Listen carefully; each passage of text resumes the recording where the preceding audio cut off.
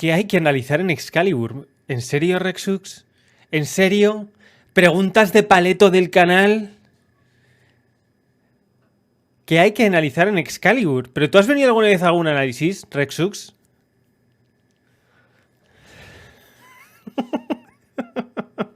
¿Has venido alguna vez a algún análisis? ¿O te has visto alguno en diferido? Entonces, entonces no conoces el mito del rey Arturo, Rexux. Bueno, o sea, el mito supongo que sí que te suena todo eso, pero no, no estás muy puesto en la historia y demás de Merlín, el rey Arturo, etcétera. El mito sí, la peli no. La peli esta es clave para el mito. Además está sacada de una de las mejores adaptaciones del mito del rey Arturo que creo que hay, que es básicamente la que escribió, no me va a salir el nombre, ya lo veremos ya otra vez después, ya me saldrá después. Que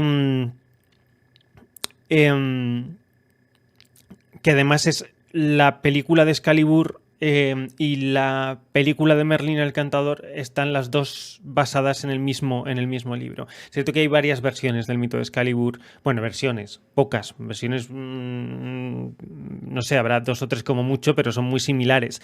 El mito es uno de los más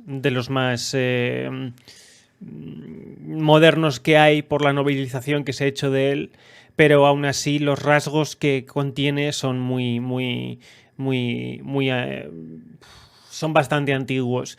Además, presenta unificaciones, la unificación del mito de la diosa blanca, celta, como ya os lo he contado varias veces, y la tesis de la rama dorada, que es el mito del Cristo, o sea, una metaelaboración del monomito, como fue la de Cristo en Europa, ¿no? Entonces, la novelización recoge muy bien ambas esencias. Lo que pasa es que es cierto que a lo mejor se echa un poco de falta la esencia celta. La esencia celta. Vamos a hacer las dos. El análisis es de las dos. Vamos a hacer de Merlín y de Excalibur. Excalibur es una película live action y Merlín es la de dibujos. La historia es la misma, así que vamos a coger las dos para ver de qué va la película. No, la de Richard Gere es una mierda. Y la del Rey Arturo es una mierda también.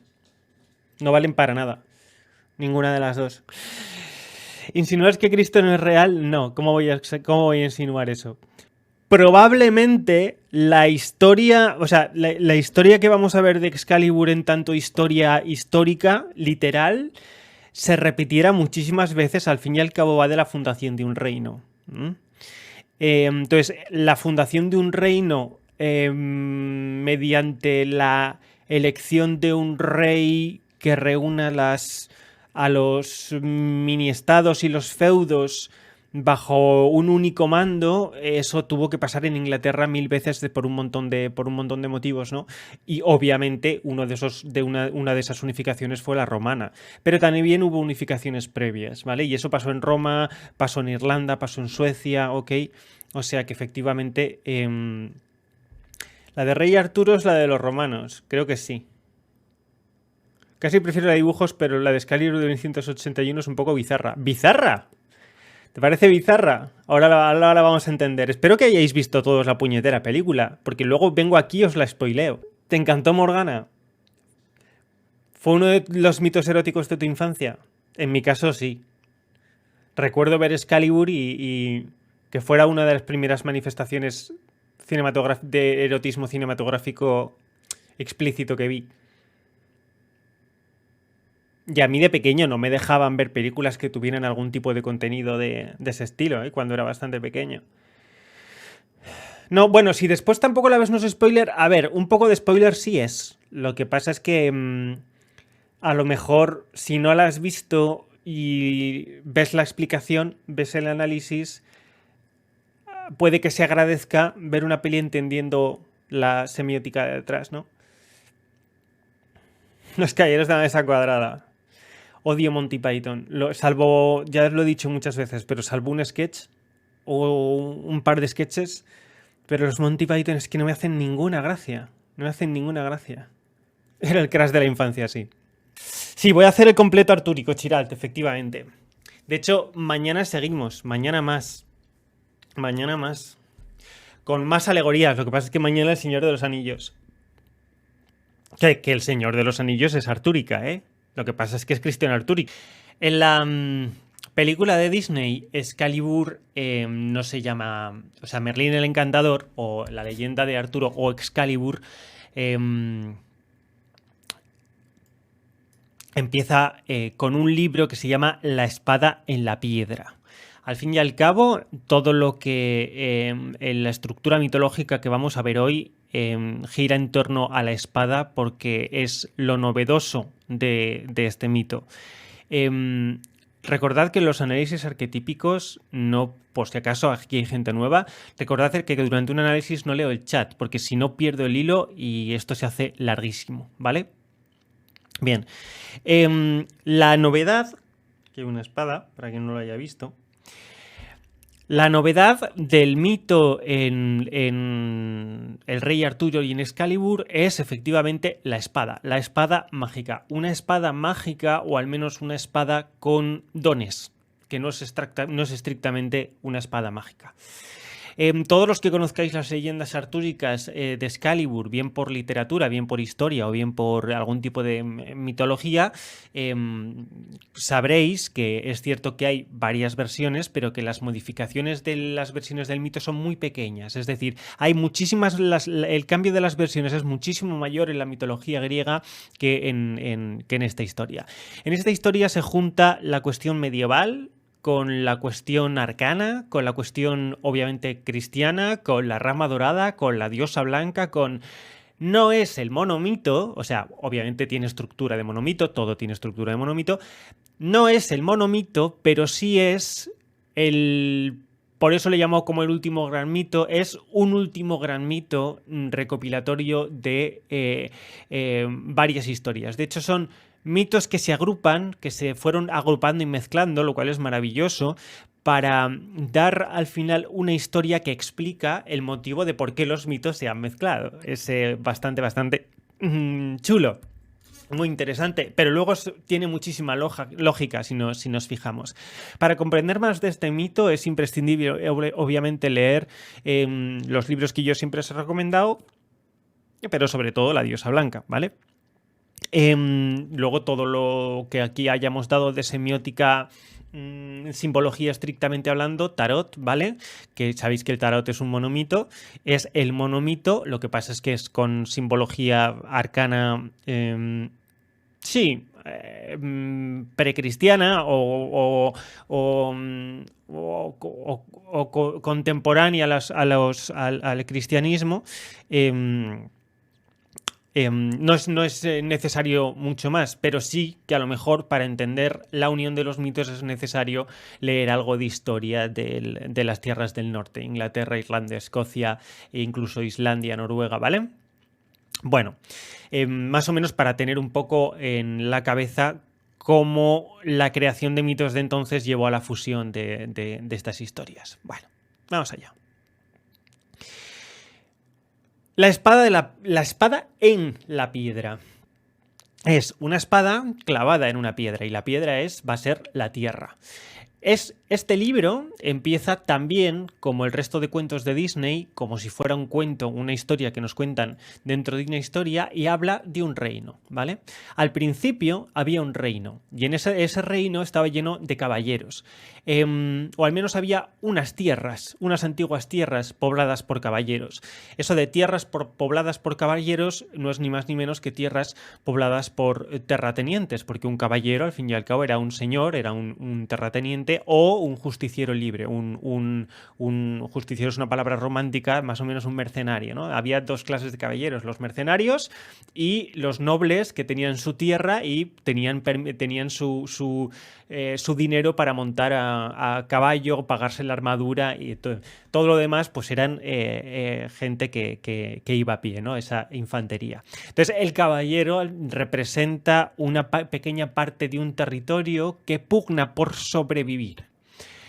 Si estamos hablando, como en los mitos que analizamos aquí, de un reino fragmentado formado por caballeros, por pequeñas zonas, y como hemos dicho aquí muchas veces, el reino y el castillo es lo mismo que el yo, estamos hablando de un yo que desintegrado. Y en psicología sabéis que el yo desintegrado es aquel yo que no tiene una estructura lo suficientemente sólida como para madurar, es un yo inmaduro, es un yo, pues eso, una psique todavía no formada o hecha a trozos sin que no se han unido para formar un todo mejor, ¿no?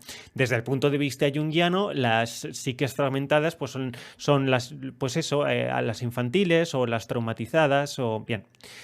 ¿Qué es lo que le pasaba a este reino? ¿Qué es lo que le pasaba a este yo? A este yo le pasaba que no tenía rey, que no tenía dominio, no tenía ¿qué? Corona, no tenía la parte de arriba, no tenía cerebro, no tenía las ideas, no tenía el intelecto. ¿Por qué no tenía el intelecto formado? ¿Por qué se forma el intelecto? Obviamente por ideas, ¿no? Entonces, ¿qué es lo que gobierna el yo? ¿Qué es lo que gobierna el reino? El intelecto. Pues este reino no tenía rey, no había nadie que lo gobernara, por lo tanto el interior era caos. Pero un don apareció del cielo, de lo que está por encima de la cabeza, de los dioses, de la inspiración. La inspiración, viniendo de los cielos, nos concedió una espada. Vamos a ver ahora qué significa la espada, no os lo voy a decir tan temprano, pero nos concedió una espada clavada en una piedra, que tenía una inscripción, que es quien logre arrancar la espada de la piedra, quien logre arrancar esa espada de la tierra, será rey. La inspiración nos ha concedido al reino la idea de tener un criterio para saber quién debe gobernar. Gobernará aquella parte de nuestro interior, gobernará aquel caballero, aquel trozo del yo, que consiga separar la espada de la piedra. ¿Por qué? Porque eso es lo que pone en la espada, ¿vale? Empezáis a ver por dónde va la cosa, ¿no? Aquel que consiga sacar la espada de esta piedra será, por derecho, rey de toda Inglaterra. En la novela original, lo que se nombra como rey no es rey de toda Inglaterra, sino será rey del pasado y del futuro. Es una frase que se repite en la literatura artúrica, como cuando se le nombra rey, es el rey o del todo el reino, o si nos vamos a las palabras de la novela más firme que recoge el mito, el rey de entonces, of once and forever, de antaño, del pasado y de forever, del futuro. Bien.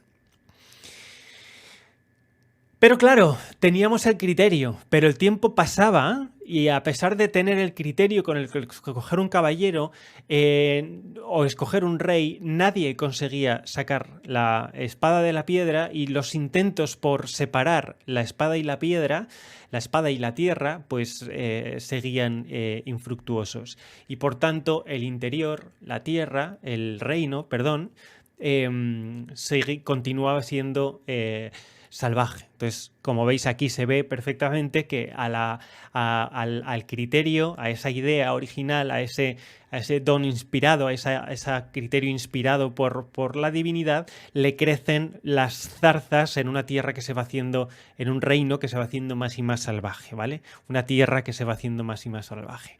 Entonces, sabemos que la tierra salvaje y el reino son la misma cosa.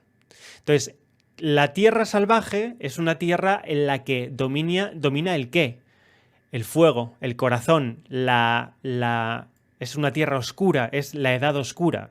Una tierra sin rey, dominada por tinieblas, en el caos, todo es dominado por las pasiones, ¿vale? Por el fuego, por la voluntad. No sé si sabéis por dónde va la cosa. Vale. Es que los que hayáis estado en este canal más o menos empezáis a coger una idea. Y los demás, genial. Así os dejo con el hype. Uther Pendragon era el caballero más fiero dentro de esa tierra del caos. Uther Pendragon era una de esas partes del yo más poderosas, más impetuosas y que más mejor y con más fiereza provocaba el caos. El reino en caos era un reino en el que los caballeros estaban todo el rato dándose de puñetes, porque el yo estaba luchando contra sus partes, contra sus pasiones, dominaba la visceralidad, dominaba el cerebro, dominaba ¿el qué dominaba? Bien, pues dominaba Uther Pendragon. Un ser de los antiguos, llamados también magos, que estaba en contacto con la profundidad de la tierra, con la profundidad del reino, con la magia antigua, con los antepasados, con nuestros antecesores, un conector con los ancestros, un sacerdote de la antigüedad, el mago Merlín, fue, según una de las partes de la leyenda, el que era custodio de la espada. De hecho, una de las partes de la leyenda dice no que la espada, como nos cuentan en Merlín el Encantador, vino del cielo, sino que para poner orden al reino fue en realidad Merlín el que fue a buscar esa espada.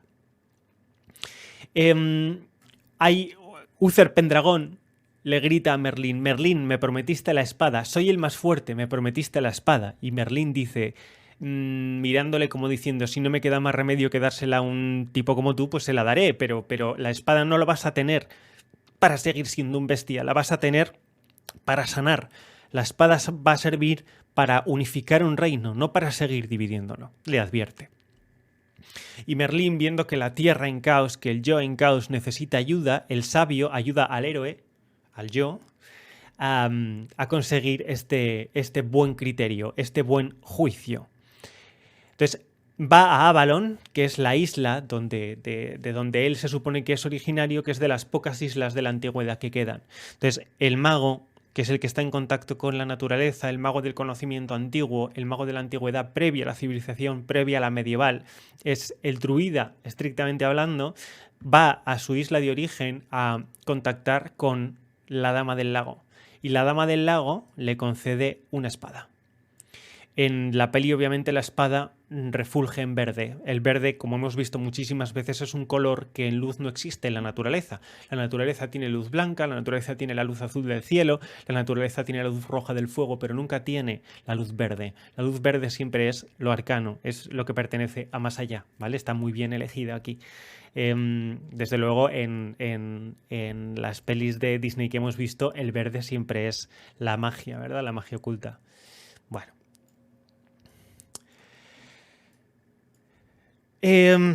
Merlín le concede la espada a Uther Pendragon y Uther Pendragon unifica el reino. Entonces, para ello hace las paces con el principal enemigo o el principal noble que le disputaba las tierras. Entonces, aquí se ve claramente que ese yo estaba disputado por dos elementos, dos grandes partes, dos grandes columnas, ¿vale? Dos grandes mitades, como las dos mitades que se han de integrar en un solo yo. Pero Uther Pendragon era una persona que todavía estaba demasiado conectada a esos instintos antiguos, a ese pasado, a esos pasiones primordiales, a esos instintos primarios. Y la mujer de su ahora mismo su aliado y antiguo contrincante le suscita deseo hasta el punto de romper la paz y por lo tanto abandonar su responsabilidad por un capricho personal, abandonando la voluntad de unificación del reino, la voluntad de unificación del yo por un capricho personal, dejándote llevar por una de las pasiones, ¿vale? Recordad psicobiología del pecado, recordad lujuria y gula. Entonces, por la lujuria de Uther Pendragon, el reino vuelve a estar en guerra. La espada, que había sido pensada para la unificación, ¿vale?, es traicionada. Y Merlín, para evitar que la espada se pierda, decide ayudar a Uther Pendragon. Uther Pendragon le dice: lo único que quiero es pasar una noche con la esposa de mi contrincante. Y entonces el mago Merlín llama a las fuerzas del dragón. En la película, el dragón es una de las dos grandes partes a integrar del yo. El dragón representa la tierra y representa también el fuego, ¿vale? Dragón, tierra y fuego. Dragón dormido, un dragón enterrado en el profundo de la tierra, y fuego, el fuego del dragón. Claro, falta la otra mitad de la naturaleza, que todavía no sabemos cuál es, pero sabemos, tiene mucho sentido que tenga que ver con la espada, un instrumento que está pensado para dominar dragones. Bien, para no consumir el poder de la espada, para que no sea inútil la espada que él ha conseguido, Merlín decide sacrificar parte de su energía para llamar a la magia antigua del dragón, cosa que juró abandonar, porque, como después nos enseña, Merlín hace mucho tiempo que sabe que la era antigua está a punto de acabar y que es la era del hombre nuevo, la era que aparece. Que los dioses antiguos, los dioses ancestrales, también van a caer y que será la era de los nuevos dioses de los hombres y del dios único, del monoteísmo, que es la conversación que tiene con Morgana. Aquí el vínculo entre Morgana y Merlín se empieza a vislumbrar. 2 generaciones de magia, Morgana nacida entre hombres, Merlín nacido entre dioses antiguos.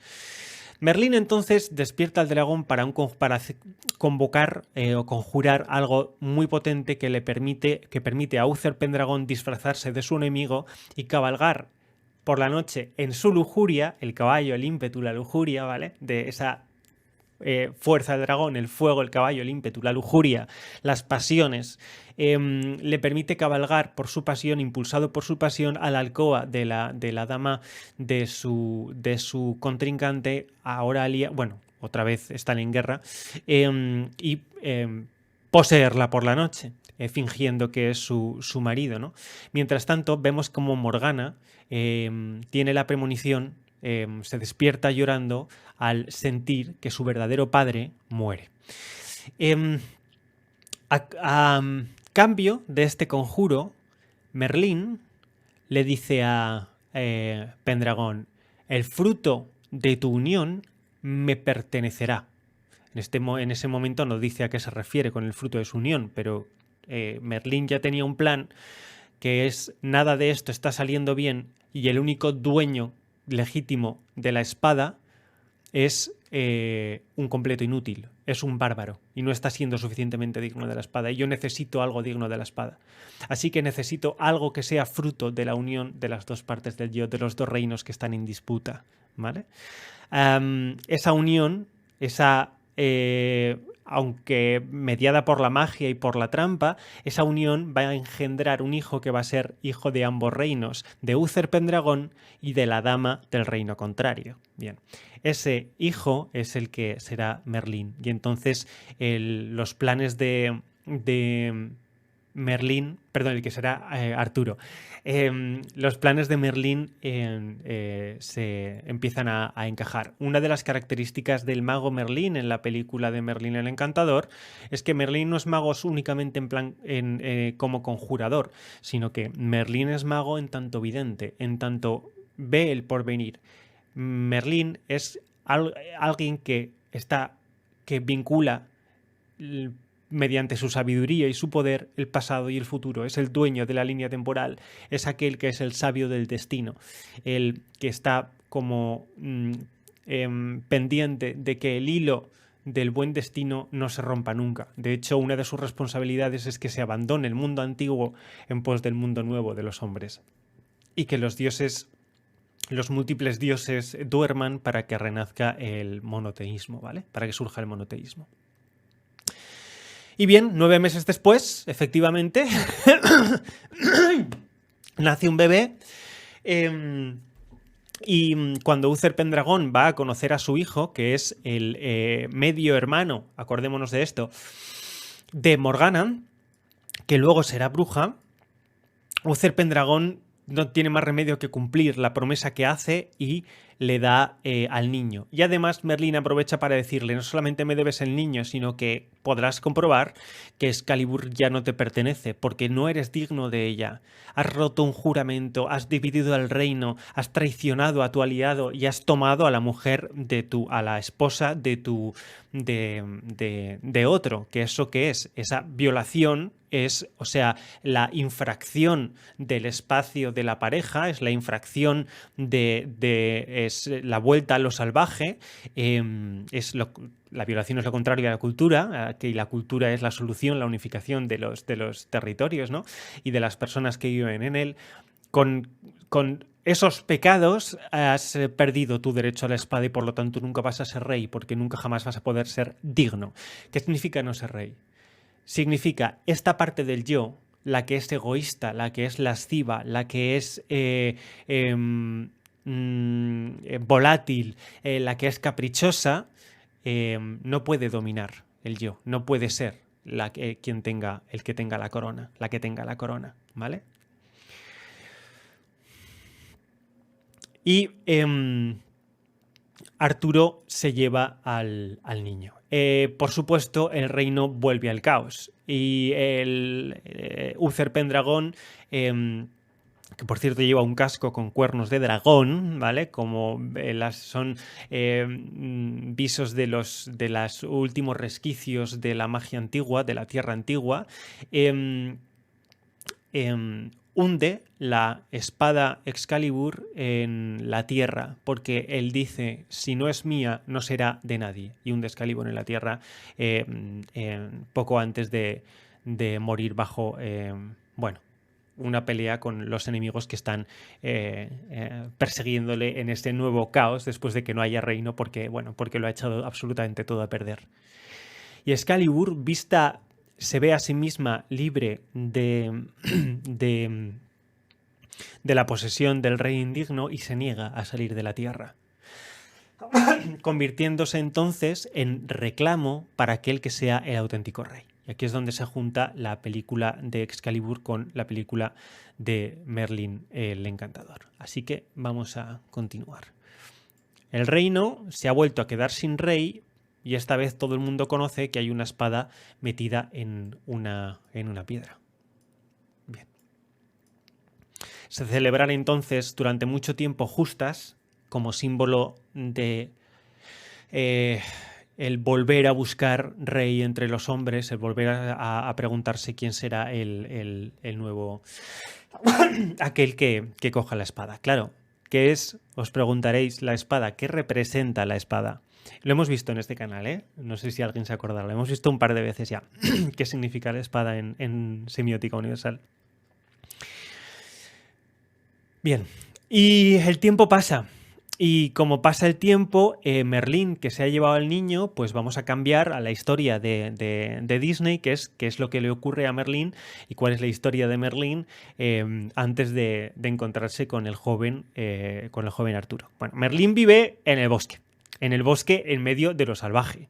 Pero Merlín en medio de lo salvaje tiene sabiduría. Es alguien que como sabio puede vivir en ese caos de la oscuridad. En cambio, los hombres bregan por permanecer juntos, pero incapaces de tener armonía. Pero, sin embargo, los sabios antiguos están bien integrados con la naturaleza, como el mismo Merlín de Excalibur. Recordad que es el mismo personaje. Bueno, Merlín está tomando el té y le dice a Arquímedes, que es su búho. Como sabéis, en toda película de Disney existen personajes secundarios que, además de alivios cómicos, suelen mantener conversaciones con los personajes principales y que forman parte del yo, de ese yo del protagonista y de los personajes principales, como si fuera un monólogo interior. En Merlín, el búho Arquímedes, o Arquímedes, como le dicen en la película, representa la sabiduría. ¿La sabiduría de quién? De Merlín, porque Arquímedes es el yo de Merlín, ¿no? Psicológicamente hablando. Bueno, pues hablando con Arquímedes, Merlín le dice, va a venir alguien, ¿vale? Alguien va a llegar. El destino me lo envía para que le guíe. Perdonad por las faltas de ortografía. Sabéis que esto lo escribo a veces un poco rápido y hay errores tipográficos y ortográficos a tutti y me pone un poco nervioso. El destino me lo envía para que le guíe a este lugar, no sabemos cuál, que por derecho le pertenece en este mundo. Claro, en la película no dice ese lugar. En la película dice que le guíe a este lugar.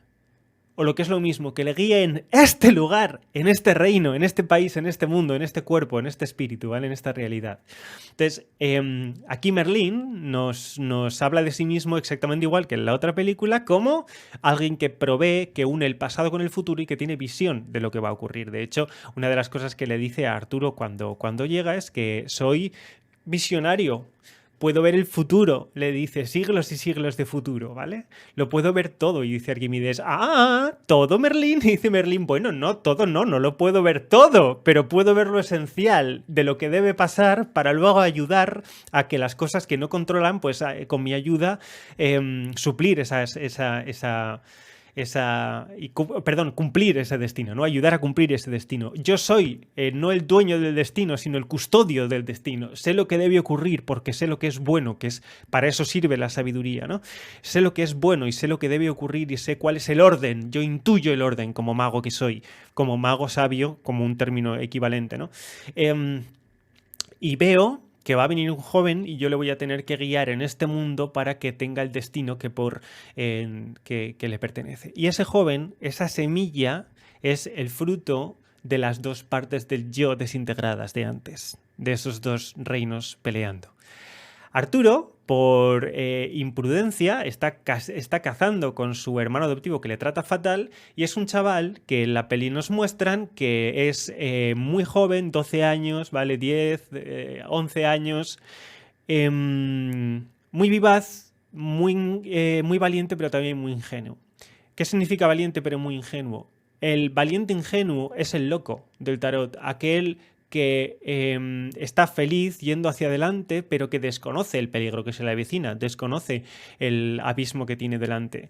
Y Arturo hace que Kay, que es su hermano adoptivo, pierda una flecha y él se ofrece a ir a buscarla. Y Kay le dice, ¿vas a entrar en el bosque? ¿Vas a entrar en los salvajes? ¿O está lleno de lobos? ¿Está lleno de peligros? Y Arturo dice, yo no tengo miedo. Pero claro, no ha visto un lobo en su vida, ¿no? No sabe verdaderamente cuál es el peligro. Y en la película nos lo muestran poniéndonos un lobo de dibujos famélico persiguiéndole y Arturo siendo completamente inconsciente de que el lobo está a punto de comérselo varias veces, ¿no?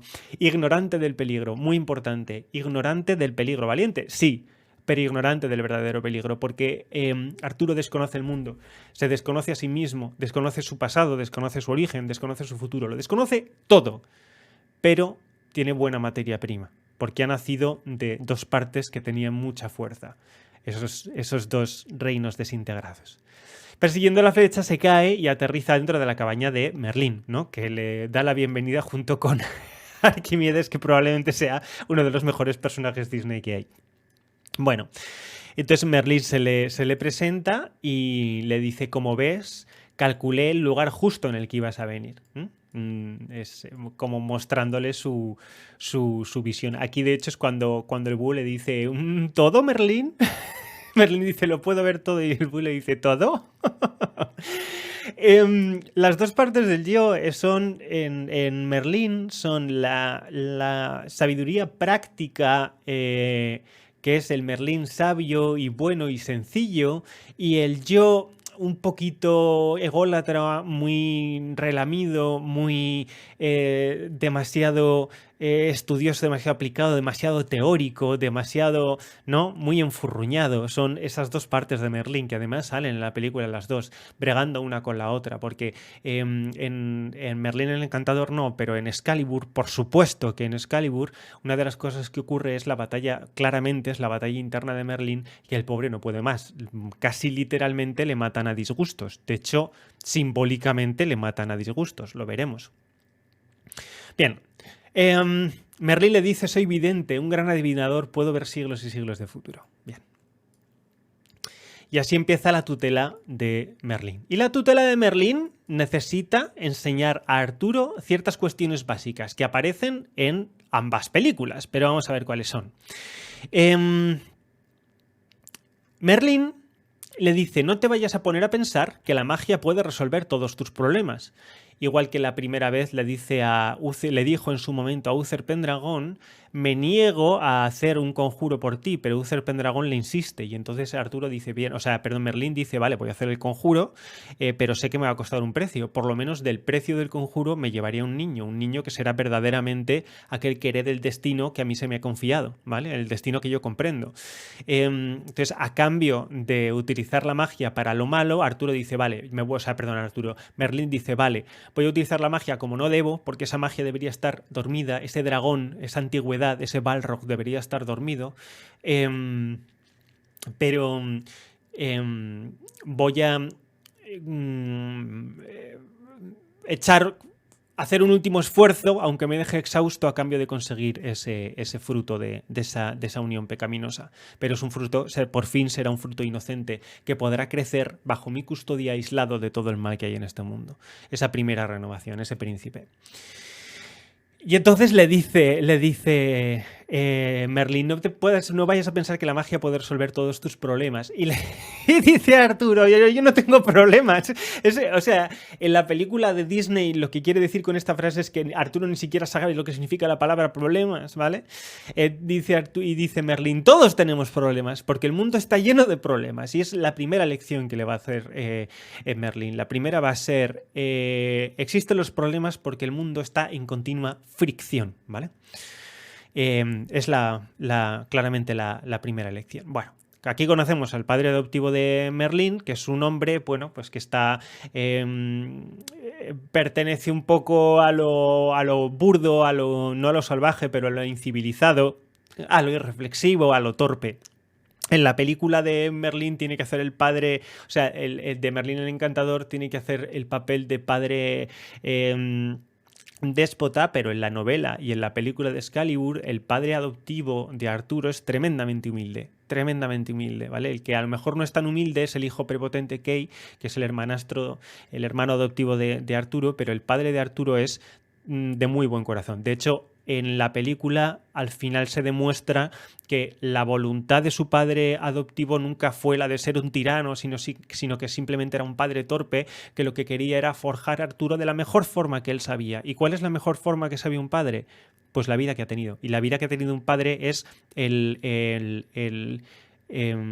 criterio que tiene para ayudar a un hijo a salir adelante aprendiendo. ¿Y qué es lo que le hace? Pues le hace fregar, le hace ser escudero, le hace, ¿no? Claro, todo eso no es digno de Arturo. Si nos ponemos otra vez en el plano de lo psicológico junguiano, un padre que pertenezca únicamente a una de las partes antiguas del reino, a esa parte medieval, primitiva, oscura, no es buen padre para el nuevo yo. No son fundamentos buenos. Yo no puedo crecer siendo mi padre, porque heredaré esos pecados del pasado, esos errores, los replicaré, esos errores, ¿no? Entonces, el nuevo yo, el joven que tiene que gobernar mi nuevo reino, ha de ser un joven de espíritu nuevo. Yo necesito algo nuevo y necesito un maestro nuevo, que en este caso es Merlín. Bueno, a Merlín le dan entonces la Torre Norte, que es un poco fría en invierno, pero que en verano está de coña, y resulta que, bueno, tiene muchísimas goteras. Es muy gracioso en la película. Bien. Viene un amigo de los padres de la familia de Merlín con nuevas noticias de Londres. Y es que dicen que en Londres se va a celebrar por fin una de las últimas justas, la última justa que se celebre en Londres, que será la próxima de Año Nuevo. Han decidido que, como nadie ha sacado la espada de la piedra y todo el mundo se ha olvidado ya de con qué criterio había que elegir al rey, han decidido que el vencedor de la nueva justa será rey de toda Inglaterra o rey de todo el reino, ¿vale? Y claro, eso es terrible, eso es absolutamente terrible, porque lo que Merlín sabe que necesitamos para cumplir el destino es un rey que no tenga absolutamente nada que ver con la barbarie anterior, ¿vale? Y entonces aquí es donde Merlín dice, pienso hacer trampa una vez más, me valdré de la magia. Aquí en la película de Disney está haciendo lo mismo que en la película de Excalibur, lo que pasa es que de una forma mucho más didáctica e infantil, que es voy a hacer trampa para gobernar a Arturo, me voy a valer de mi magia para que salvar a Arturo de lo burdo y salvaje de este mundo. ¿En qué va a consistir? Bueno, en la película de Excalibur ya hemos visto en qué consiste, en que le engendra a él, pero en la película de Disney va a consistir en que le convierte en cosas para ir mostrándole esas partes del mundo que Arturo todavía no conoce, ¿no? Arturo le dice, yo quiero cabalgar en un potro blanco, matando dragones, resolviendo, ¿no? Y entonces Merlín le dice, quizás un día puedes hacerlo. Y entonces Arturo le dice, no, yo solo aspiro a ser escudero. Claro, aquí se nos está mostrando que el mundo ideal de Arturo infantil es el del caballero blanco, el caballero que mata dragones. Y Merlín le dice, bueno, si quieres matar dragones, tendrás que conocer el dragón. Y el dragón no es poco, ¿vale? Sin embargo, Arturo, la polarización en Arturo es o mi yo absolutamente ideal o mi yo absolutamente trivial. Y ahí está Merlín para decirle, hay un punto medio. ¿Y cuál es el punto medio? Contra y pro, sí y no. Es lo que al mundo da sabor, ¿no? Que es de lo que va esta parte de la película. Merlín convierte a Arturo en pez. Y ambos dos... Joder, perdón. Y ambos dos convertidos en peces... Aquí. Ambos dos convertidos en peces... aprenden la... Perdón, gente. ¡Ah! Aquí. La primera lección. Y la primera lección es que ni tanto ni tampoco. El mundo existe en un plano intermedio, que es entre el arriba, entre el ideal y lo auténticamente sumergido. Existe la contradicción. Le dice, ahora vives entre dos planos, suspendido entre el techo y el piso. Por cada contra hay un pro. Entonces le está poniendo los pies en la tierra, obligándole a equilibrar lo ideal y lo visceral. ¿En qué? En lo real. ¿Qué es lo real? La mezcla de esos dos reinos. Y Arturo, como ser que todavía es transparente, puede comprender eso, antes de dejarse llevar por uno de los dos y heredar los pecados de su padre. ¿Qué hizo su padre? Dejarse llevar por la lujuria, por ejemplo, ¿no? Obviamente, y por la ira. Merlín le dice, se pelean con un esturión, que es representa el primer peligro salvaje del mal profundo, ¿vale? Bajo las aguas. Y ese esturión, que es un pez terrible, devorador de pececillos, sirve a Merlín para enfrentar a Arturo a su propio yo en soledad. Entonces aparece el esturión y Arturo le dice, Merlín, sálvame con la magia. Le dice Merlín, no, ni de coña, aquí es donde voy a probar mi teoría. No sabemos qué teoría es. Y le dice, no dejes nada al azar, tú apunta alto y enfrenta lo que tengas que enfrentar para llegar a la meta, concéntrate. Y entonces Arturo consigue librarse del pez con agilidad. Entonces la teoría de Merlín era que si dejo a Arturo sin influencia ninguna, ni siquiera mía, yo le pongo en donde tengo que ponerle para que aprenda, Arturo por sí mismo encontrará sus dones interiores para utilizará sus dones naturales, que son el intelecto, la sabiduría inherente, su don de la sabiduría, para librarse del pez, y es lo que hace, ¿no? Arturo astutamente se libra del esturión. Aparte, luego le salva a Arquímedes, ¿no? Pero bueno, esa es una parte graciosa de la película. Entonces, el don, la sabiduría interna de Arturo es una sabiduría capaz de aprender. Esa es la sabiduría que está interna en Arturo.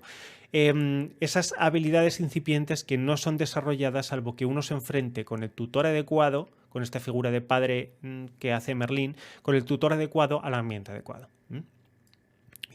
Primera, entonces, lección de Merlín, la dicotomía. El mundo es dicotómico y siempre va a ser dicotómico, y las cosas no son ni lo ideal ni lo profundo, sino siempre una mezcla de las dos. Segunda lección, ley de atracción. No la ley de atracción como la conocemos la magufa, ¿no? Sino que le convierte en ardilla y le quiere enseñar lo que es la ley de la gravedad. Con esto, Merlín le quiere enseñar, ya le ha enseñado la cuestión psicológica y filosófica, ahora le quiere enseñar la física. Y la cuestión física, la naturaleza, está representada por la gravedad, y Merlín le quiere enseñar a saltar y a medir las leyes naturales de la gravedad. Pero otra ley natural, también gravitatoria, se cruza en su camino. Merlín le dice, la gravedad es lo que hace que dos cuerpos, al estar libres, se precipiten el uno hacia el otro. Y entonces, queriendo Merlín ilustrar la naturaleza mediante la ley de la gravedad, se encuentran con la ley de la naturaleza de la atracción del amor, el enamoramiento y, por supuesto, el poder de atracción de masculino y femenino. Entonces, la segunda lección es, existen unas fuerzas naturales que son muchísimo más poderosas que la filosofía, muchísimo más poderosas que cualquier otra, y van a estar dentro de ti, van a estar dentro de todas las criaturas, y es algo que no se puede arreglar, no se puede curar, contra lo que solamente puedes aceptar e integrar a pesar de ser las fuerzas más poderosas que hay.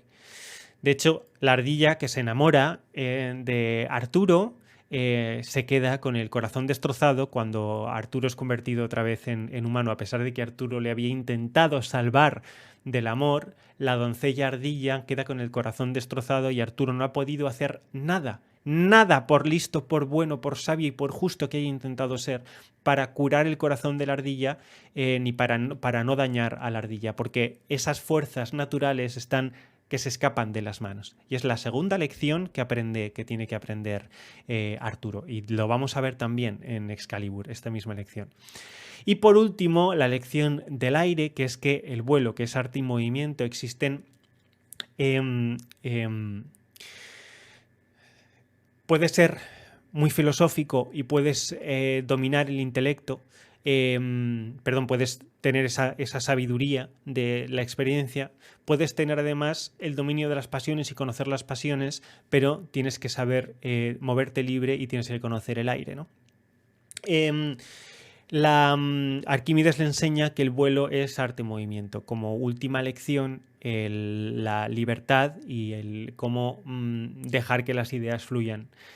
Está bastante bien las tres lecciones. De hecho, en la película de Merlín el Encantador están un poco resumidas, pero en Excalibur son mucho, mucho más literales.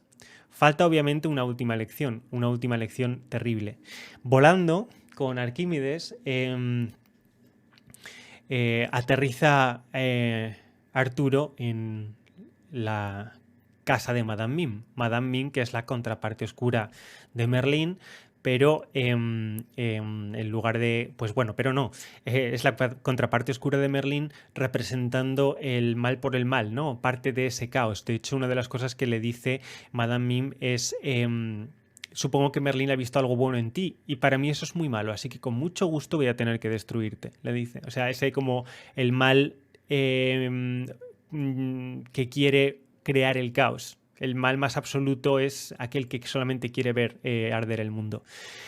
La última lección que va a tener y el último mal trago que va a tener Arturo es ver cómo la magia tiene unos poderes de seducción tanto literales como simbólicos, un poder de seducción que él jamás podría haber comprendido, y es expuesto a esa parte oscura de lo femenino, a esa parte del mal femenina, igual que se expuso su padre. Su padre fracasó. Aquí Merlín va a venir a ayudarle antes de que el mal, esta madre oscura, le devore, de hecho en forma de gato. Así que Merlín y Mim se enfrentan en un duelo de magia. Obviamente gana Merlín, ya hemos visto la película, ¿no? Para defender a Arturo. Bien. La última parte de la película de Merlín el Encantador, después del duelo de magia, es que Arturo por fin consigue que su familia le permita ir como escudero de su hermano Kay a la justa del 1 de enero, que es la que va a decidir el nuevo rey de Inglaterra y en la que Kay va a participar, ¿vale? Te he visto de milagro, Chiralt. Es licencia artística de Disney, sí. Bien.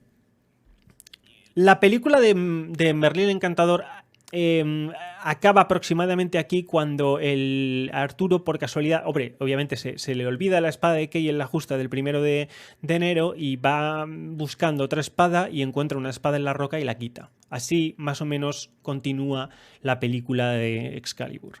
En la justa en una de las justas, por el encontrar rey que los caballeros están dándose de puñetes, Arturo pierde también una espada y encuentra la espada Excalibur, o Excalibur. La saca con facilidad de la tierra y todo el mundo pues quiere proclamarle rey, salvo un par de caballeros que todavía, su otra parte del yo que todavía permanece rebelde. Esa otra parte, esa otra mitad del reino se niega a ceder la espada a un crío imberbe como Arturo. Bueno, la tutela de Merlín le enseña primero el dragón. ¿Qué es el dragón? El dragón es la fuerza de la naturaleza, está en todas las cosas. Arturo le dice, ¿Excalibur forma parte del dragón? También le dice, sí, Excalibur también forma parte de ese universo terrible, forma parte del dragón.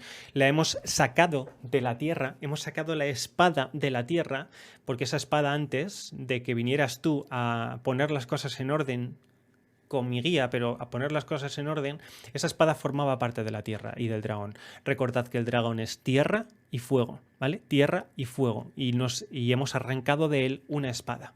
Una espada, además, que nos ha sido concedida por la Dama del Lago. Acordaos de esto. En Merlín el Encantador, el dragón está representado por Mim, por la bruja del mal. Pero el dragón en Excalibur es la tierra antigua. El Balrog es un dragón, ¿vale? Merlín le dice que el dragón es todas las cosas, está en la tierra, está en la lluvia, está en el rayo, está en las fuerzas de la naturaleza, que son estas fuerzas inconmensurables, incomprensibles que ha de tener en cuenta un rey, porque son a las primeras a las que se va a tener que enfrentar, porque la batalla más dura que tiene un rey no es con la naturaleza, con los caballeros, sino con su naturaleza, con la naturaleza del interior, con las fuerzas interiores, ¿vale? Es la misma historia en Merlín que en Excalibur. Merlín, entonces, como custodio del dragón, le enseña, hay unas escenas bastante rápidas en las que enseña a Arturo, bueno, todas estas lecciones que hemos visto, y Arturo empieza a unificar el reino bajo la bandera del dragón rojo, ese dragón dorado sobre fondo rojo. La unificación del reino de Arturo es el comienzo de la madurez de Arturo. Entonces, el crecimiento del yo unifica esas partes interiores hasta que se encuentra, bueno, con una fuerza de la naturaleza extraña, algo que desconoce. El yo, para integrarse, necesita un complemento, y en este caso es lo femenino. Y aquí tenemos una reina guerrera, una joven guerrera que va a pasar a ser la reina, que se queda fascinada, por supuesto, viendo a Arturo. Arturo, en esta batalla por luchar contra los últimos guerreros que no le siguen como rey, se consigue enfrentarse cara a cara con aquel que todavía se niega a reconocerle, y Arturo hace un acto de tremenda nobleza, que es, le dice, vale, no soy caballero. Entonces coge Excalibur y se la da a su enemigo y le dice, ármame tú, caballero. Claro, la espada, comenzamos a comprender, es la virtud intelectual, la capacidad, la sabiduría, la inteligencia, la rectitud. Entonces, la espada es la virtud de la rectitud y la justicia. Y esa virtud, esa rectitud justa, que es el representado por el intelecto de la espada, es lo único que puede hacer que un rey gobierne, porque es lo único que todo el mundo va a reconocer como más poderoso que lo bárbaro que es lo que había hasta ahora. Lo que hace Arturo en esta escena es concederle parte de su sabiduría, mostrándole sabiduría a su enemigo. Le dice, yo te doy todo mi poder físico, mi arma, ¿vale? Y tú, viéndome que sin arma sigo entero, comprendes que creo en ti. ¿Qué está haciendo Arturo? Lo mismo que ha hecho Merlín con él. Entonces, su enemigo le mira, entonces comprende la nobleza, no puede sostener entre sus manos el peso de la espada, y por un momento comprende el peso que está aguantando Arturo portando esa espada de la nobleza, que es lo que le va a hacer rey, que al fin y al cabo es responsabilidad, pero solo el que tenga la virtud de la justicia en su intelecto va a ser el que pueda, capaz de aguantar ese peso será el adecuado para reinar. Y entonces el enemigo tiene la espada y el peso de la espada le vence, el peso de Excalibur le vence. Y entonces, en lugar de acabar con él, le reconoce como más apto, como más sabio, como más bueno, le nombra caballero y a partir de entonces Arturo, siendo caballero y teniendo la espada, ya puede ser rey, ¿vale? Entonces su enemigo le dice, es un valor que solamente puede venir de Uther Pendragon. Y aquí vemos cómo el reino enemigo al que traicionó su padre y los restos de su padre son reminiscencias de las virtudes de Arturo, ¿vale? Que ahora mismo tiene pues esa Excalibur en las manos. Bien. Nada, un pequeño guiño. La película de Merlín el Encantador acaba con Merlín coronando a Arturo, ¿no? Y entonces aquí es donde empieza la auténtica parte de Excalibur. Entonces, este joven que hasta ahora se había enfrentado a las tinieblas y era inexperto, con su primera prueba de valor, dándole la espada a su propio enemigo, deja de ser nuestro loco inicial, pasa a ser ese mago que tiene la espada, como en la carta del mago, y tiene un encuentro con la diosa. La primera parte del monomito, recordad, el encuentro con la diosa. Y aquí lo femenino le cura, le ayuda, le salva y obviamente se enamoran. Y entonces Arturo empieza a reclutar caballeros, pero el último de los, bueno, no es el último, es en realidad el penúltimo de los caballeros, es bastante especial. El rey se encuentra en su reino con una parte de sí mismo, con una parte del yo, o con una parte del reino, o con otro caballero que le sorprende. Es un caballero que va vestido de blanco, el caballero ideal que él siempre quiso ser y que nunca consiguió ser. Es un caballero que porta enorme virtud.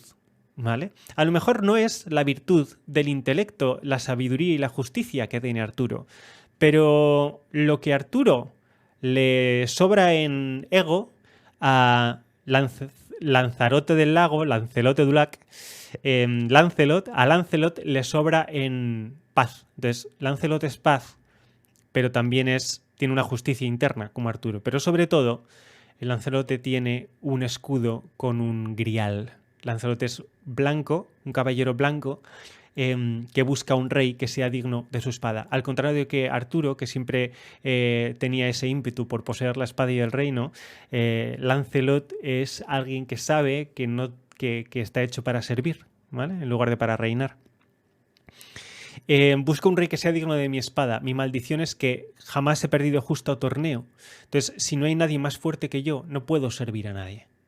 Entonces, el Lancelot con el escudo del grial, con el escudo representando el espíritu y el agua, es alguien que fluye por el mundo buscando a quien servir, con esa nobleza de espíritu, que es lo que le va a faltar a Arturo.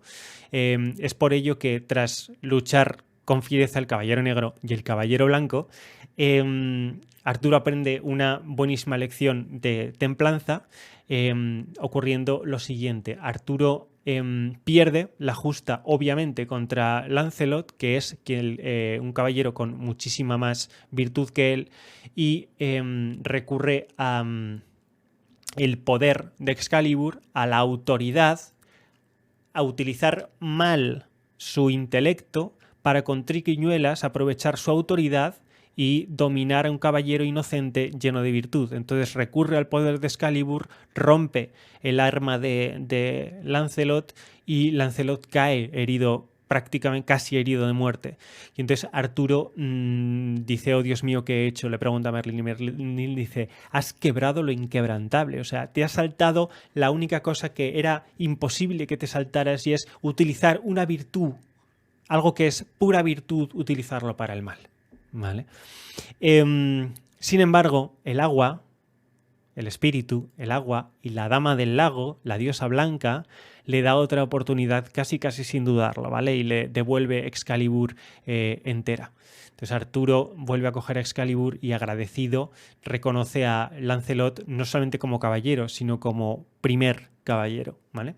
La película El primer caballero va de eso, básicamente. El primero es el primero en nobleza, no es el primero en tiempo.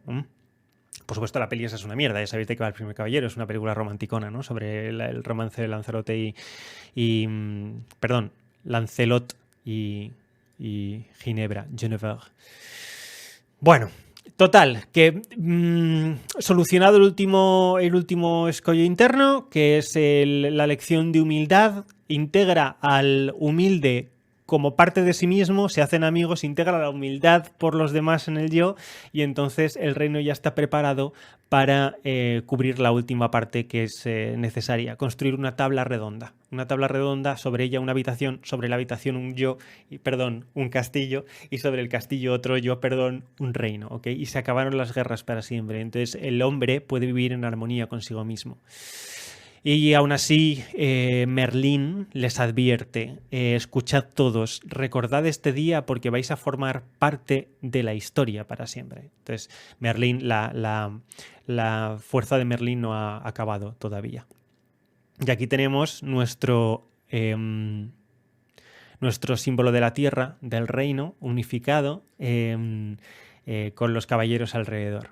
Entonces hemos abandonado el fuego y la piedra y la tierra para reunir el oro y el cáliz, el espíritu de la Dama del Lago y Lancelot, y el reino, que es está representado por el oro del castillo, la tierra, lo sólido del castillo de oro, y obviamente la unión de Lancelot y Arturo, y Ginebra y Arturo, las dos uniones de Arturo. Entonces hemos sustituido fuego y tierra por oros y copas, ¿vale? Espíritu y trabajo. Pero un nuevo escollo surge, y es que estos dos se miran y se emboban, y entonces, claro, surge otra vez el fuego, ese fuego antiguo, ese instinto primario, esa lujuria, esa tentación de pecado, de romper un pacto sagrado, un pacto que habría otrora, si estos dos no se hubieran dejado llevar, el yo habría permanecido unificado en su propia templanza, pero el yo vuelve a pecar de lujuria.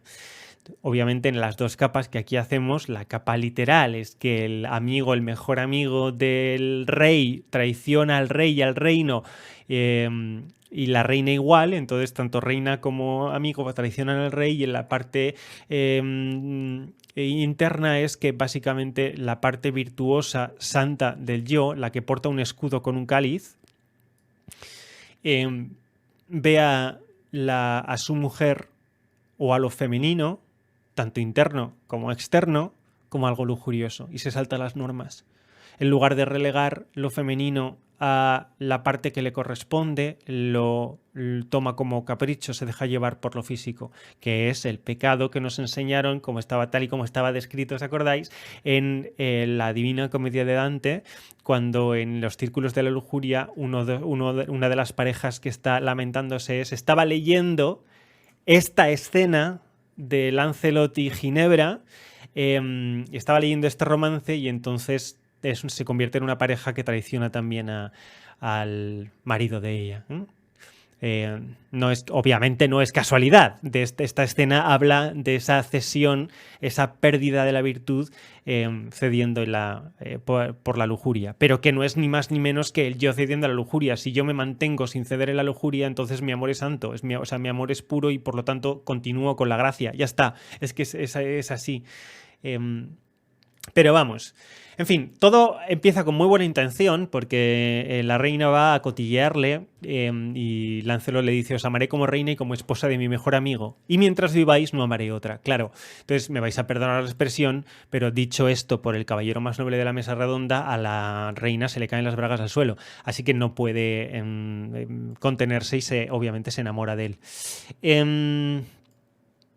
Las bodas, ¿veis?, de Arturo y Ginebra en blanco y plata, en el reino, bla, bla, bla.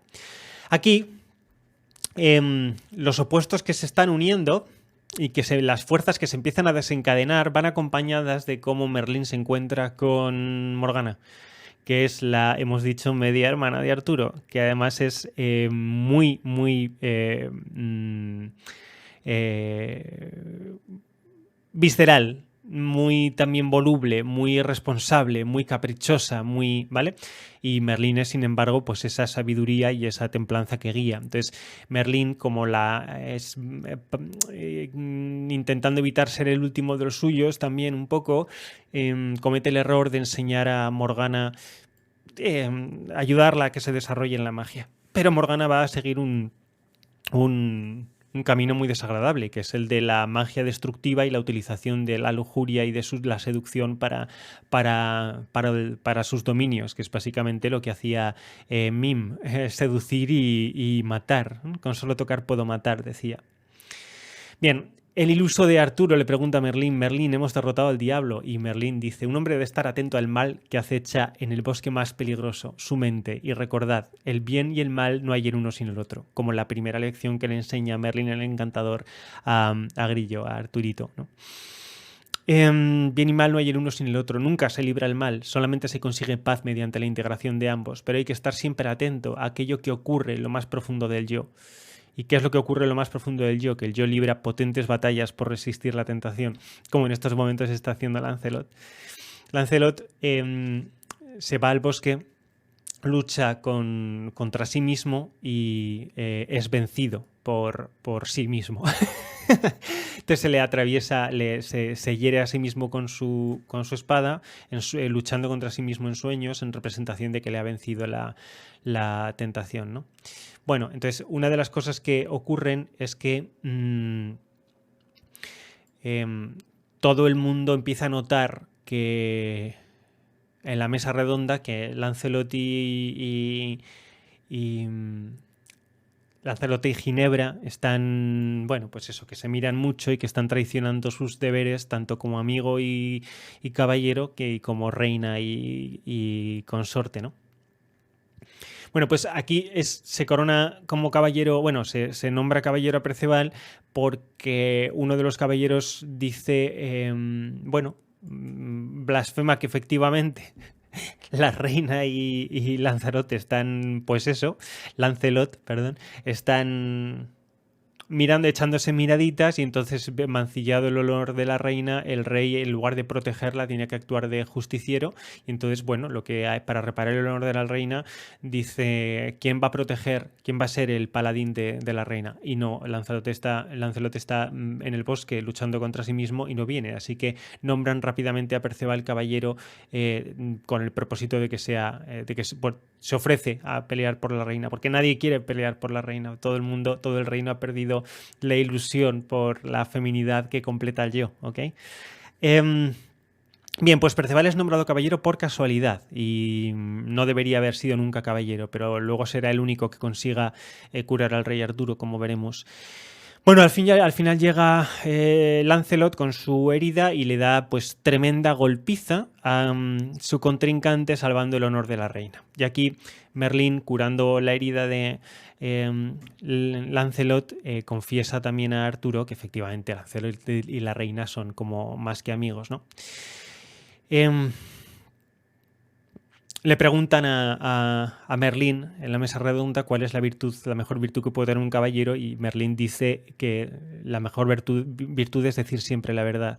Cuando un hombre miente, mata una parte del mundo. Y entonces esto hace reflexionar a Ginebra y decir: no puedo seguir negando este ardor, esta pasión que tengo, así que me voy a lanzar a entregarme a ella. Entonces va a buscar a Lancelot y entonces se besan con pasión. Y en el bosque y sin ropa y eso, ¿vale? Pecan, traicionan, culminan esa traición tanto al rey, al reino, a sí mismos, a todo. Arturo lo sabe que esto está ocurriendo y dentro de sí hay un dragón que está luchando, pugnando por salir. Y Arturo le dice: ¿qué me recomiendas? ¿Qué me aconsejas? ¿Matarlos? Y Merlín le dice: no te voy a decir nada, mis días se acaban, empieza la era del hombre, ahora tú, como adulto, eres el que tiene que utilizar lo que has aprendido hasta ahora para saber lo que tienes que hacer. Y entonces Arturo se va a buscar a la pareja. Y aquí ocurren dos cosas. Mientras Arturo se va a buscar a la pareja para ver qué es lo que hace con ellos, Morgana y Merlín bajan a las profundidades de la tierra, las cuevas del dragón, el origen del poder y el origen de Merlín, ¿no? esa antigüedad, ese lugar de magia antigua, donde Morgana está obsesionada porque Merlín le conceda el conjuro de la creación. ¿Qué es el conjuro de la creación? El conjuro de la creación es la sabiduría más antigua que hay, la de la diosa blanca, la de crear vida, la de crear objetos, la de... Hasta ahora Morgana solamente sabía transmutar, y transmutar no es más que vulgar alquimia.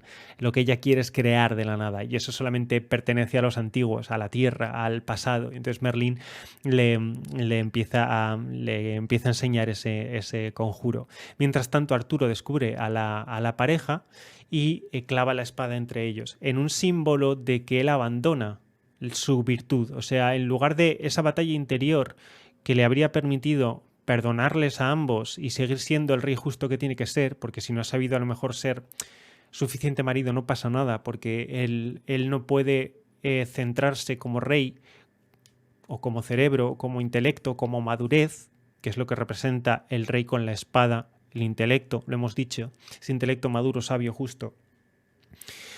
Él no puede dejarse llevar por la idea de ira que representa que le traicionen, cuando lo que verdaderamente ha de hacer es comprender que todo el mundo es humano y que esas pasiones que han llevado a sus dos amigos a consumar pues esa traición son las mismas pasiones que podría haber en él, en su padre o en cualquiera. Su padre, aquí lo hablo de él por la película, que es el primero donde se representa el pecado anterior y el pecado antiguo, que es el que se tiene que superar, ser superado por Arturo.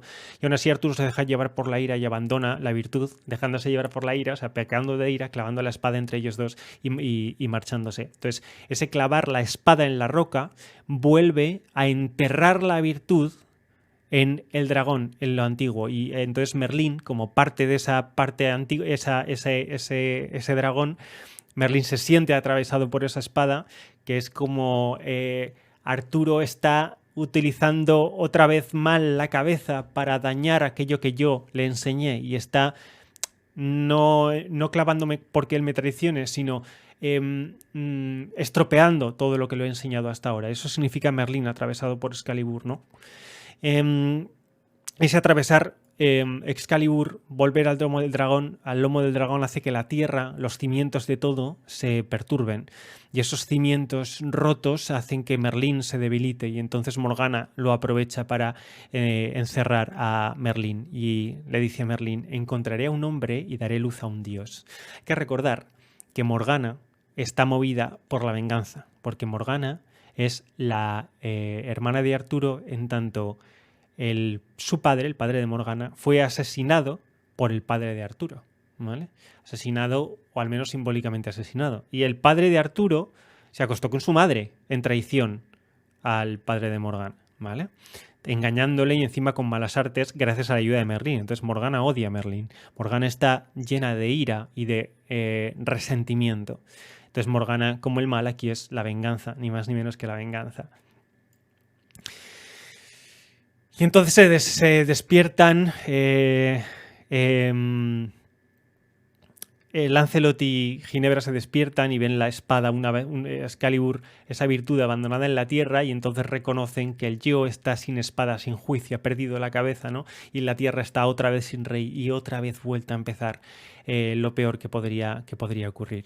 Mientras tanto, Morgana aprovecha para utilizar el conjuro ese de esa nueva magia maligna y irse a la cama del rey Arturo para engendrar incestuosamente un hijo.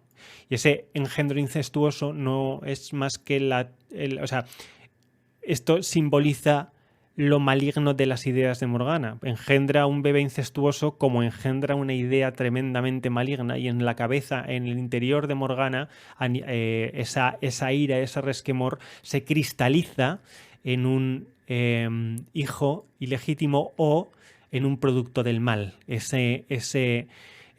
Arrancarle esa traición a Arturo para engendrar algo que va a ser ese anticristo.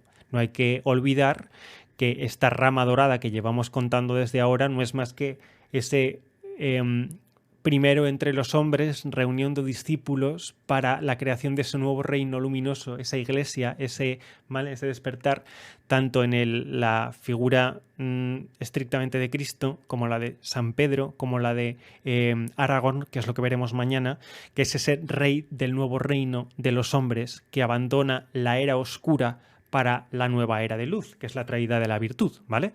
Es la misma historia, es el mismo mito, y lo vamos a ver que mañana vamos a ver cómo el Señor de los Anillos es completamente artúrico y es completamente cristiano y por supuesto es completamente Brendan Fraser, ¿no? Bien, pues Morgana engendra a un malévolo hijo de Arturo. Y Arturo ya hace mucho tiempo que ha enterrado la virtud y su reino se está sumiendo en oscuridad. De hecho, están pidiendo con las pocas fuerzas y por poca fe que les queda que el hijo de Morgana no les devore. Es ni más, o sea, sería como decir que Arturo, en ese reino oscuro, el que ha perdido la virtud, que está abandonado, está roto, está consumido por el dolor de la traición, el resquemor, el odio, el resentimiento, está en la oscuridad de su reino con sus caballeros pidiendo porque el fruto de su pecado, porque lo que ha llevado a que Morgana engendre un hijo es el pecado de la ira y el descuido de Arturo, que ese pecado no se vuelva contra él y contra su reino, porque probablemente sea lo peor que puede ocurrir, ese anticristo, ¿no? Bueno, y así es. Tanto es así que el reino empieza a degenerar y los caballeros, bueno, el reino se empieza a empobrecer, deja de crecer comida, ¿no? El reino se pudre, el interior se pudre, el yo se corrompe por ese abandono de no seguir luchando por la virtud. Así que, desesperado, el rey manda a sus caballeros a buscar el Grial. Y aquí hay que juntar la leyenda merlinesca, que es... bueno, pues ya sabéis, esa mezcla de mitos, diosa blanca, Atlántida, renovación de los reinos, el rey puro, la magia, tal, la civilización, con la historia del Grial. Y la historia del Grial, el mito del Grial, es un mito obviamente clásico, pero clásico no en... Bueno, ya sabéis, clásico cristiano, pero clásico. ¿Qué es el Grial? El Grial se presenta como un cáliz. El Grial estrictamente es la copa de la última cena en la que además se recogió la sangre de Cristo al morir. Claro, la copa en la que se convirtió el vino en sangre de Cristo, ese cáliz fue confiado al hombre que sepultó a Jesús. Se llamaba José de Arimatea.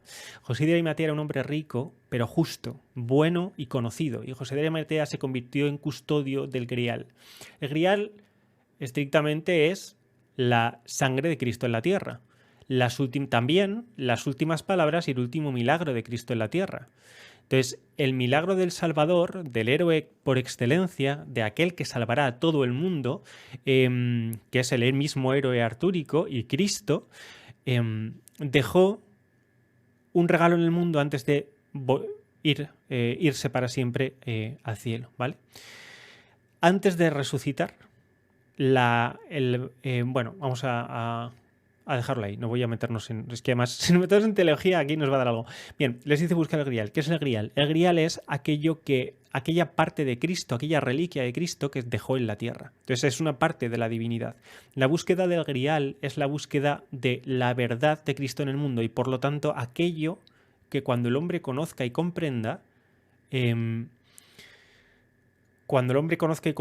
se salvará. Porque es aquello que Cristo quiso hacer comprender al mundo, y el mundo en su limitado, tanto el mundo como los discípulos en lo limitado de su sabiduría no pudieron comprender, ¿vale?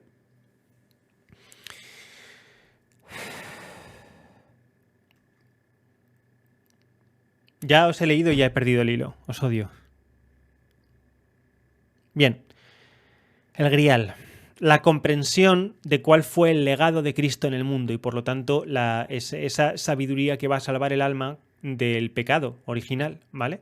Y de todo pecado. Entonces, Cristo es la salvación de los pecados y hay que recordar que el rey, el héroe, el hombre que debe continuar esa iglesia, que debe continuar ese reino, ese hombre está hundido por el pecado y necesita la salvación, necesita esa comunión con Dios. El grial es la parte que une a lo divino, o sea, al hombre con Dios, que es la última parte de Cristo en la tierra. Entonces, Arturo les pide que busquen ese don, que busquen ese conocimiento que va a hacer que él recupere su fuerza y su... Bien, que tienen que buscar la pieza del puzzle que falta. Y le dicen, ¿dónde buscamos el grial? Y entonces Arturo le dice, seguid los portentos y las señales, es decir, guiaros por aquello que hable de lo divino, guiaros por los milagros, por lo maravilloso, fascinaos por el mundo y buscad esas señales de Dios y encontraréis el grial y comprenderéis. En realidad, el grial siempre ha sido una búsqueda intelectual, el grial es una búsqueda de comprensión, aunque aquí se literaliza en la búsqueda de una copa, de un cáliz, ¿no? Los caballeros salen a marchar por el mundo y casi todos perecen, salvo no me va a salir. Perceval, perdón. Vale, Perceval. Entonces, Perceval va recorriendo el mundo buscando el grial, viendo cómo el resto de sus compañeros van siendo devorados por el frío y la nada, por lo salvaje y las bestias que le torturan a sus compañeros, ¿no? Aquí hay un caballero salvajemente asesinado y, por supuesto, se encuentra con ese anticristo, con ese hijo de Morgana. Ese hijo de Morgana le dice, buscas eso que llaman el grial, eres uno de esos caballeros de Arturo, acompáñame y yo te lo enseñaré. Entonces Perceval sigue bueno, este no es Perceval, no importa. Creo que estoy me he ido un par de veces con nombres, pero no importa demasiado. Digamos que el caballero, estoy un poco cansado, perdón. El caballero entonces sigue al hijo de Morgana, que le dice, mira, todos estos buscaron el grial, pero ninguno de ellos fue digno. ¿Digno de qué? ¿Vale? La búsqueda del grial hemos dicho que es una búsqueda intelectual y sobre todo espiritual. Es una búsqueda de comprensión de algo. Si no eres suficientemente digno de ese intelecto, desde lo que va a Excalibur, de cómo el intelecto se convierte en justicia y sabiduría para gobernar el mundo externo y el interno, si no eres lo suficientemente digno, nunca vas a tener las herramientas suficientes para terminar ese camino interior, esa búsqueda espiritual del grial, ¿vale? Entonces todos estos caballeros de armadura oxidada han fallado y han sido, bueno, pues eso, han fracasado y han sido devorados por el mal. Bien, este niño demoníaco le lleva hasta Morgana. Y Morgana, que es una reina seductora, le seduce con imágenes, con ilusiones del resto de caballeros, ofreciéndole otras copas. Entonces le dicen, hay otras copas de las que beber, hay otras copas de las que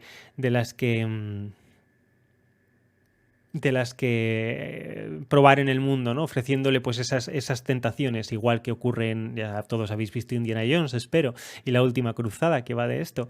Pero sin embargo el caballero resiste, ¿vale? Aquí tenemos a Morgana y a Mim utilizando las ilusiones y la seducción para encantar y intentar engañar. Entonces, bueno, Morgana le intenta decir que abandone toda esperanza, que no hay nada que buscar y sin embargo él se resiste. Le cuelgan y justo cuando está a punto de morir vislumbra el grial, ¿vale? Y entonces comprende que la búsqueda del grial, que vislumbra una idea justo cuando está a punto de morir viendo esa luz divina y ese grial en sueños, ¿no? Y la pregunta que le va a permitir, cuya respuesta es el mismo grial, le dice, se le aparece la pregunta, ¿no? ¿Cuál es el secreto del grial? ¿A quién sirve el grial? Bueno, y pierde la conciencia y casi muere, pero está muy cerca de encontrar ese grial. Mientras tanto, Morgana está preparando a su hijo, que le hace crecer entre magia, por supuesto magia negra, lo cura, lo cuida, lo locura no, lo cuida, lo mima en extremo, convirtiéndole en un niño, bueno, pues absolutamente insoportable y en un terrible narcisista que odia a su padre. Y ahora vamos a ver por qué, ¿no? Esta madre oscura ha enseñado al hijo a odiar al padre, porque esta madre oscura odia a ese padre. ¿Algún mensaje a tu hermano, mi padre? Tú eres mi mensaje, ¿vale? Dice tú vas a ser el mensaje tú vas a ser el arma que va a acabar con Arturo. Nada te podrá herir mientras lleves esta armadura puesta. ¿Cuál es la armadura? La armadura del orgullo, la armadura del creerte por encima del bien y del mal.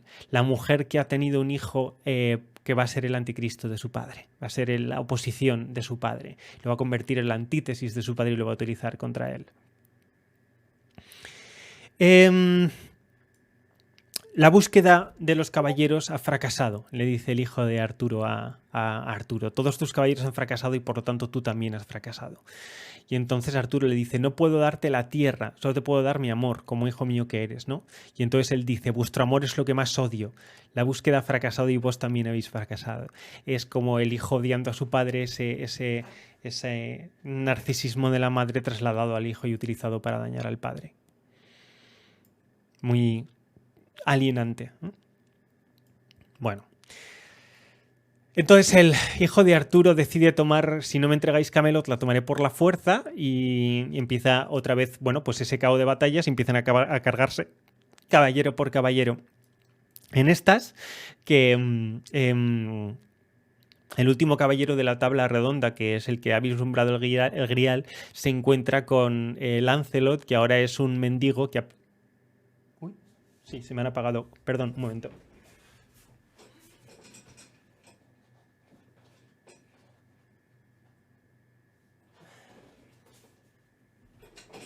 Que ahora es un mendigo que prácticamente ha perdido la razón y maldice a todos los caballeros, ¿no? En alguien que antes confiaba en esa reunión, esa unión, esa tabla redonda, en esa iglesia, y ahora se ha convertido en alguien que maldice porque la tierra está podrida, gracias, dice, a que los caballeros engañaron, dijeron que eran divinos, dijeron que Arturo era Dios, que Arturo o San Pedro o el cabeza de la iglesia o el cabeza del nuevo reino, el cabeza de la nueva civilización nos dijo que era enviado por Dios, nos engañó. Eso no es cierto, ¿vale? De hecho, Arturo debía ser reconocido como portador de la virtud, pero no en nombre ni mucho menos de Dios, ¿no? Pero sin embargo, Lancelot está también ha perdido la cordura y la fe en su amigo y en su rey, porque que sea su amigo y su rey al mismo tiempo y él haya fallado a ambos, pues debe ser terrible, ¿no? Bueno, Perceval y Lancelot se enfrentan. Y Lancelot lo lanza al agua, y en el agua Lancelot se quita su armadura oxidada para no ahogarse, y a punto de morir comprende por fin cuál es el secreto del grial. Y el secreto de comprender el grial, sabía yo, el secreto de comprender el grial es: tú y la tierra sois uno. O sea, Lancelot comprende que para la unión, para la unificación del todo, del yo, hay que integrar esos dos hemisferios, que el rey no debe sufrir por sí mismo, que el rey solamente debe sufrir por la tierra, porque el rey y su reino son lo mismo. El grial y la tierra son lo mismo.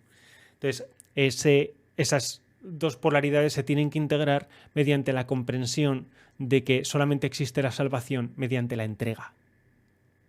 Tú y la tierra sois uno. Entonces, tú estás mal, Arturo, porque tú estás obsesionado por tu pecado, por tu dolor, por quien te traicionó a ti. Te has olvidado que tú y tu tierra sois uno. Esa es la salvación. El cáliz te va a enseñar que la única forma de salvar ese reino, de salvarte a ti mismo, es la entrega. Exactamente igual lo que fue, por ejemplo, la entrega de Cristo, la entrega del héroe, la entrega, ¿vale? Ese es el secreto del grial, la entrega absoluta, el abandono del yo. Y eso permitiría la integración. Entonces, la integración, perdón. Bien. Renovado por estas palabras y sabiduría, pues los caballeros salen a enfrentarse al mal y a unificar el reino otra vez. Entonces Carmina Burana, tremendísima, Carmina Burana, el reino vuelve a florecer con esos caballeros de brillante armadura saliendo a defenderlo, y Arturo va a por Ginebra, que se ha recluido en un monasterio que ha conservado, y obviamente le pide perdón, ¿no? Él le dice: perdóname por no haber sabido ver tu humanidad y haber estado tan obsesionado por lo que tú me habías hecho a mí, cuando en realidad yo no tenía ningún derecho a obsesionarme, porque mi deber es renunciar a mi yo. El deber del individuo, el deber del héroe, el camino interior del héroe también es renunciar a sí mismo, también es trascenderse, es abandonar todo egoísmo, abandonar todo ego. Bien, la espada estaba secretamente conservada por Ginebra, que siempre ella sí perdonó, se dedicó a expiar su pecado rezando, pero ella sí perdonaba a Arturo, y siempre confió en que Arturo sería buen dueño de esa virtud cuando recuperara la cordura, ¿no? Entonces Arturo, junto con Excalibur, llama a la Tierra, llama a Merlín y consigue despertar a Merlín, al menos en sueños, porque Merlín ya está congelado para siempre. Pero Arturo despierta a Merlín, y Merlín se aparece en sueños de Morgana. Aquí estamos, la batalla mágica de Merlín y Morgana, esa batalla por la magia que se ocurre en el mundo de los sueños. De hecho, Merlín ahora es un sueño, y Morgana no puede luchar contra el sueño de Merlín, solamente contra la persona de Merlín. Merlín, recuperado por la fe de Arturo, que se quiere reconciliar con la Tierra, porque Arturo y la Tierra son uno.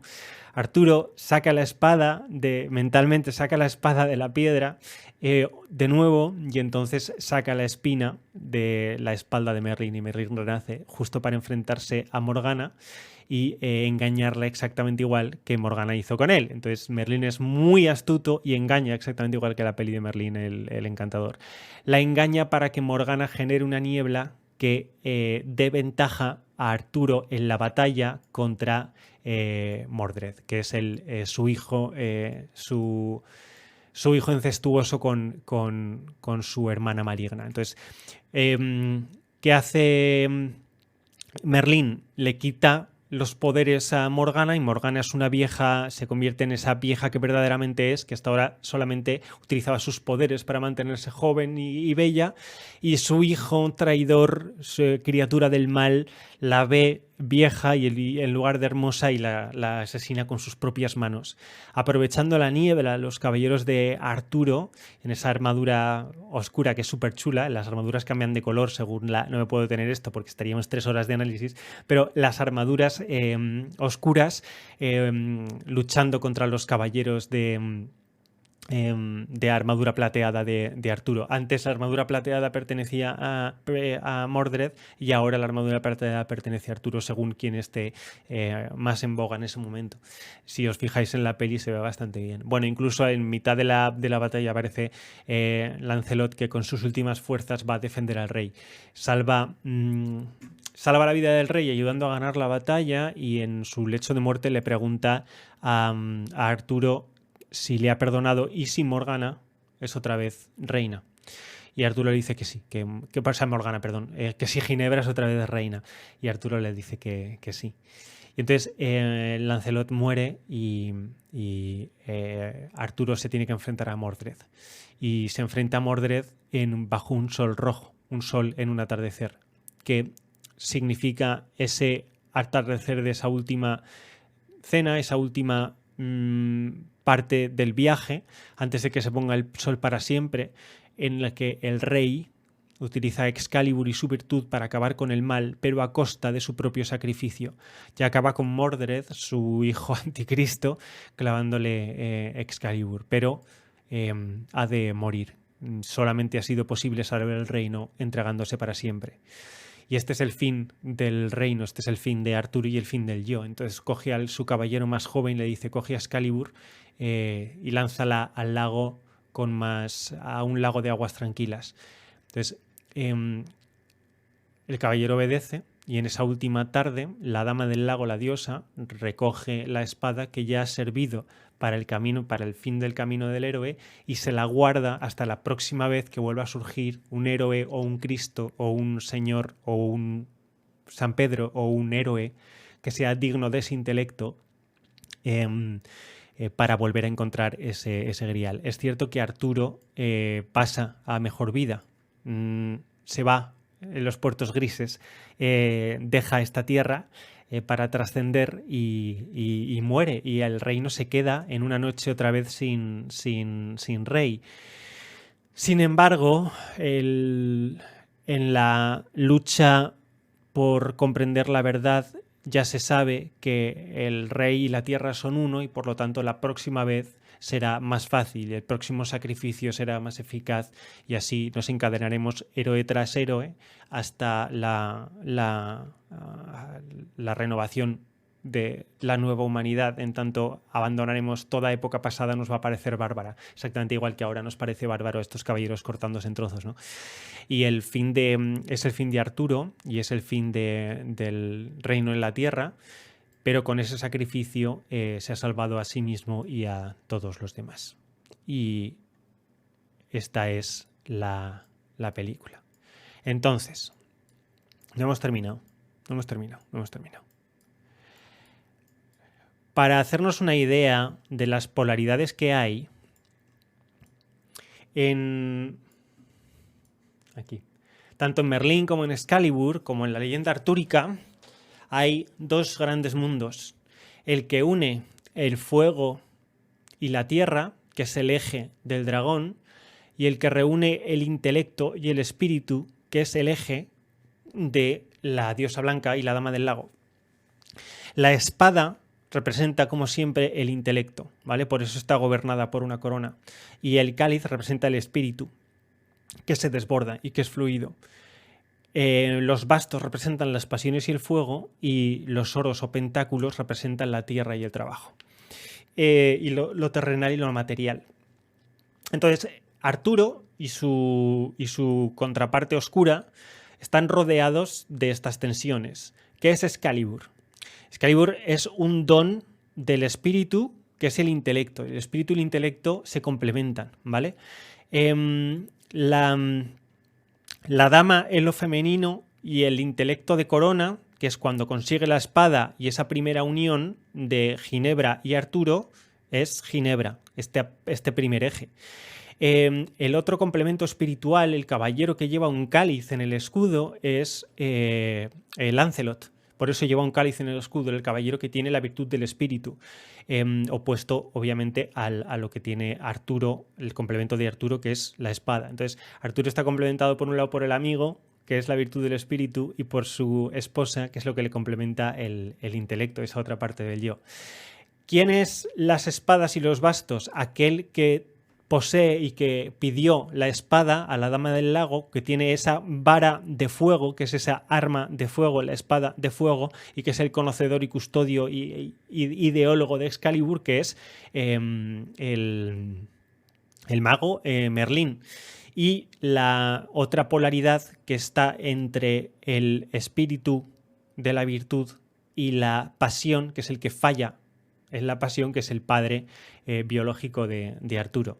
Y luego está la sabiduría de lo terrenal por el padre adoptivo de Arturo, que aparece en ambas películas, es el que tiene el intelecto pero vinculado con la tierra, y la contraparte maligna, ¿veis? El bien, el mal, el bien, el mal. Y la contraparte maligna, que es aquella que tiene el espíritu vinculado a la tierra, que es Morgana, aquella alquimista que sabía manejar las pociones y que es la contraparte de Merlín. Y tenemos las cuatro partes del yo en dos ejes, que en la película están clarísimos, que es el dragón, tierra y fuego, y la dama del lago, que es la que concede la espada del espíritu y el agua, o sea, el agua al espíritu y la espada del intelecto. Y este es el cruce de los dos ejes donde transcurre la historia de Arturo, ¿vale?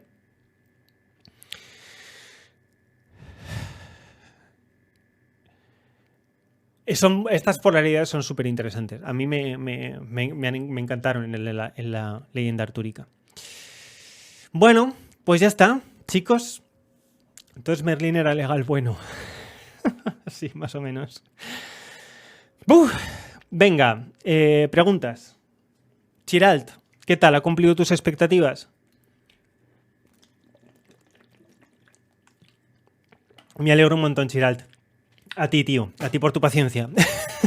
Pero como puedes comprobar, era uno de los más complicados, ¿eh? O sea, sin duda alguna es en semiótica es de lo más complicado que hemos hecho en el canal. Todo esto ya lo habíamos visto antes, pero a cachitos. A cachitos. A Kalisha, un besito. ¿Cómo estás? ¡Puf! ¿Cuánto he estado? 1 hora y media larga, 1 hora y 40 minutos o algo así, ¿no? Se me ha hecho durillo, maldita sea. Vale, entonces, ¿entendéis qué significaba sacar la espada de la tierra? Separar esos dos ejes es sacar la espada de la tierra. Separar los dos ejes, ¿vale? Está fenomenal. Se desintegra un eje de tal forma que la dama del lago nos deja la espada y se desintegra el eje del dragón en tanto el fuego y la tierra se separan, que es la marcha de Merlín, que está más puramente representado por la vara, obviamente, del mago. Entonces, la espada está clavada en la tierra. Y Arturo y Lancelot tienen que integrar el intelecto y la tierra, separarlo y hacer la armonía de los cuatro. Es que la verdad es que es increíble. O sea, es increíble. Parece que la película... Yo es que creo que lo hicieron. Yo creo que en la película se empollaron todo el mito a muerte. Segurísimo, además. Al menos en esta. En las otras no, ¿eh? En esta sí. De nada, Chiralt, oye, para ti.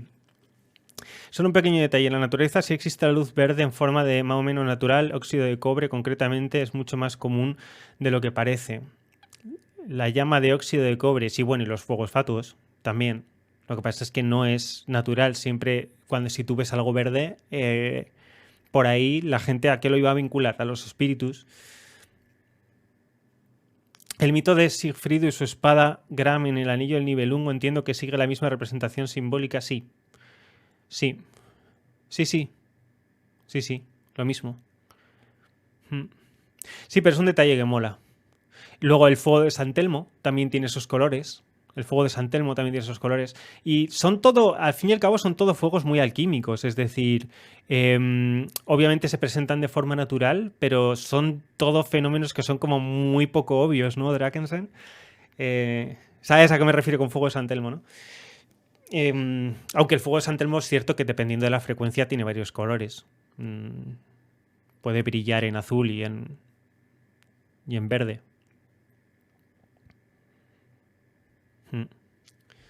Las luciérnagas no tenían luz verde. Sí, las luciérnagas también es verde, sí.